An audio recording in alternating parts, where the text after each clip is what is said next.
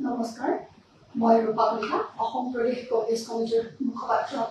আজিৰ দিনটোত আমি দেখিছো যে যোৱাকালিৰ দিনটো আমি দেখিলো যে কোকৰাঝাৰ অঞ্চলৰ পৰ্বতঝুৰাত যিসকল বড়ো লোক আছে সেই বড়ো লোকসকলে কেনেধৰণেৰে চৰকাৰৰ বিপক্ষে প্ৰতিবাদ সাব্যস্ত কৰিছে আপোনালোক সকলোৱে দেখি আছে যে এই চৰকাৰখনে কেনেদৰে জাতি মাটি সুৰক্ষাৰ কথা কৈছিলে আৰু তেওঁলোকে কৈছিল শৰাইঘাটৰ শেষৰণ বুলি তেওঁলোকে যেতিয়া নিৰ্বাচনত জিকিলে তাৰ পিছত আমি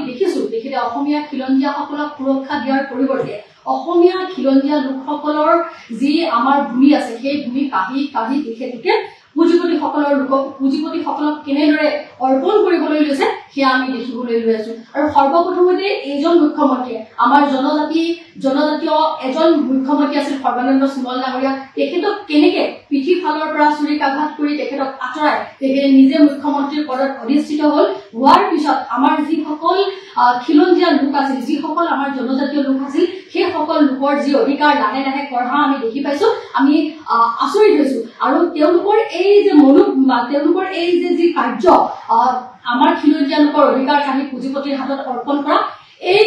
কাৰ্য তেখেতলোকক আমি কেতিয়াও পূৰণ হবলৈ নিদিওঁ আমি সদায় এই খিলঞ্জীয়া জনজাতীয় লোকসকলৰ লগত থাকিম আৰু এটা কথা সকলোৱে মনত ৰখা উচিত যিমানবোৰ ট্ৰাইবেল বেল্ট আৰু ব্লক আছিল সেই সকলোবোৰ কংগ্ৰেছে কিন্তু এওঁলোকক দি থৈ গৈছিল কেৱল সুৰক্ষাৰ বাবে যাতে এওঁলোকৰ ভূমি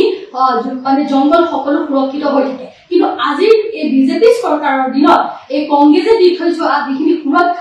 সুৰক্ষাৰ বাবে দি থৈ যোৱা যিখিনি ট্ৰাইবেল বেল্ট এণ্ড ব্লক এইখিনি কিন্তু বৰ্তমান বিজেপি চৰকাৰে